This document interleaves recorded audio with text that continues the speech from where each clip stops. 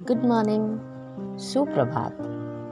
मैं रश्मि सिंह आज बहुत दिनों बाद आप सबके समक्ष फिर से उपस्थित हूँ अपनी एक नई प्रस्तुति आपकी पाठ्य पुस्तक वसंत भाग 1 के पाठ 10 के साथ, जिसका शीर्षक है झांसी की रानी।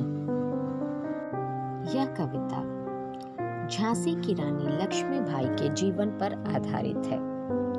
सुभद्रा कुमारी चौहान जी ने झांसी की रानी के जीवन की घटनाओं को इस कविता के द्वारा प्रस्तुत किया है।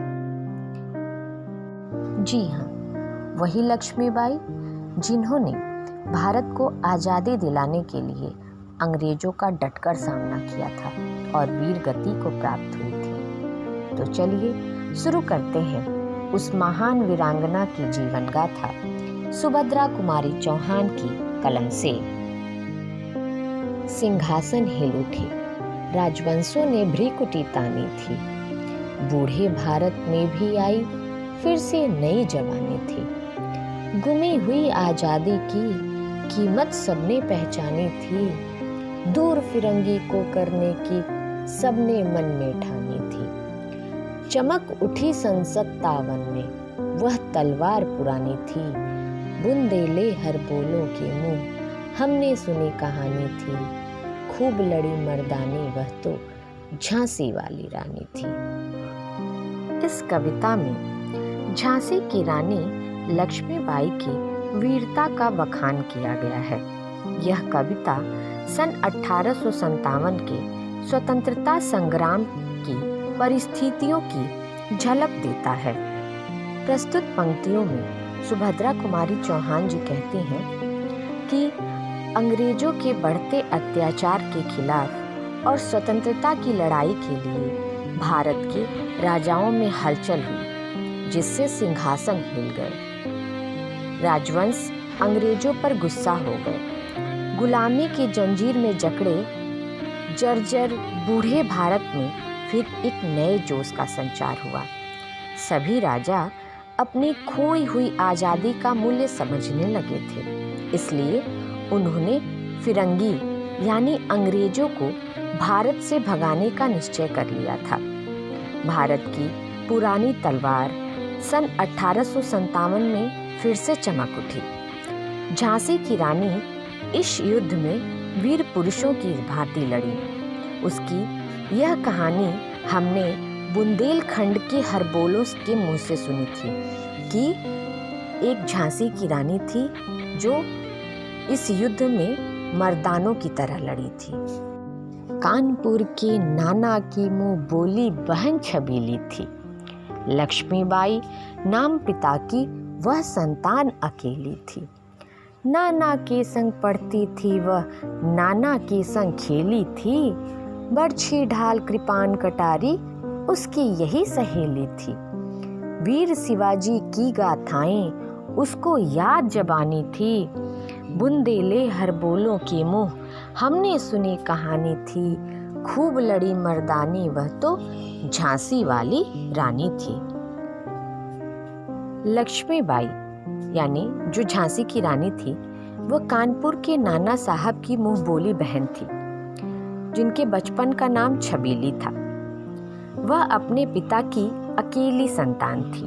उनका बचपन नाना साहब के साथ पढ़ते और खेलते समय बीता था। वह अपने उम्र की लड़कियों को सहेली नहीं बनाकर बरछी, ढाल, कृपाण इन सबको अपनी सहेली मानती थी। उन्हें शिवाजी जैसे वीरों की कहानियां जबानी याद थी।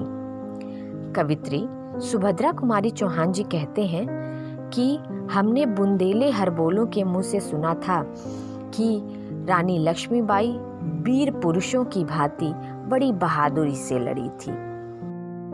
लक्ष्मी थी या दुर्गा थी, वह स्वयं वीरता की अवतार। देख मराठे पुलकित होते उसकी तलवारों के वार। नकली युद्ध व्यूह की रचना और खेलना खूब शिकार। सैन्य घेरना, दुर्ग तोड़ना, ये थे उसके प्रिय खिलवाड़। महाराष्ट्र कुल देवी भी उसकी आराध्य भवानी थी। बुंदेले हर बोलों के मुँह हमने सुनी कहानी थी, खूब लड़ी मर्दानी वह तो झांसी वाली रानी थी। आगे कवित्री कहती हैं इन पंक्तियों में कि लक्ष्मीबाई को देखकर ऐसा लगता था मानो वह वीरता की अवतार लक्ष्मी या दुर्गा हो। उनकी तलवार की चोटें देखकर मराठे बहुत प्रसन्न होते थे। नकली युद्ध करना, चक्रव्यूह बनाना, शिकार करना, शत्रु की सेना को घेरना, शत्रु के किले को तोड़ना, ये उनके प्रिय खिलवाड़ थे, यानी प्रिय खेल थे। महाराष्ट्र की कुल देवी भवानी लक्ष्मीबाई की आराध्य देवी थी।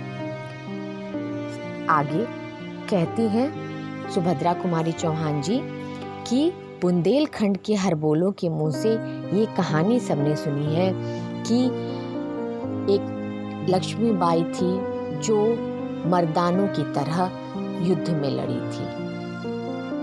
हुई वीरता की वैभव की साथ सगाई झांसी में, ब्याह हुआ रानी बन आई लक्ष्मीबाई झांसी में। राजमहल में बजी बधाई, खुशियाँ छाई झांसी में, सुभट बुंदेलों की बिरुदावली सी वह आई झांसी में। चित्रा ने अर्जुन को पाया, शिव से मिली भवानी थी, बुंदेले हर बोलों के मुँह हमने सुनी कहानी थी, खूब लड़ी मर्दानी वह तो झांसी वाली रानी थी।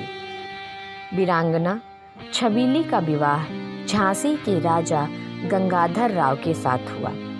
तब वह रानी लक्ष्मीबाई बनकर झांसी आ गई। राजमहल में बधाई के बाजे बजने लगे। उनके विवाह के अवसर पर झांसी के राजमहल में बधाइयाँ बजी और खुशियाँ छा गई, मानो वह झांसी में वीर बुंदेलों की कीर्ति बनकर आ गई हो।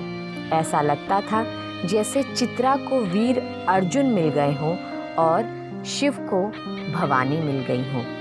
ऐसा बुंदेले हरबोलों के मुंह से ये कहानी सुनी थी। उदित हुआ सौभाग्य मुदित महलों में उजियाली छाई, किंतु कालगति चुपके चुपके काली घटा घेर लाई।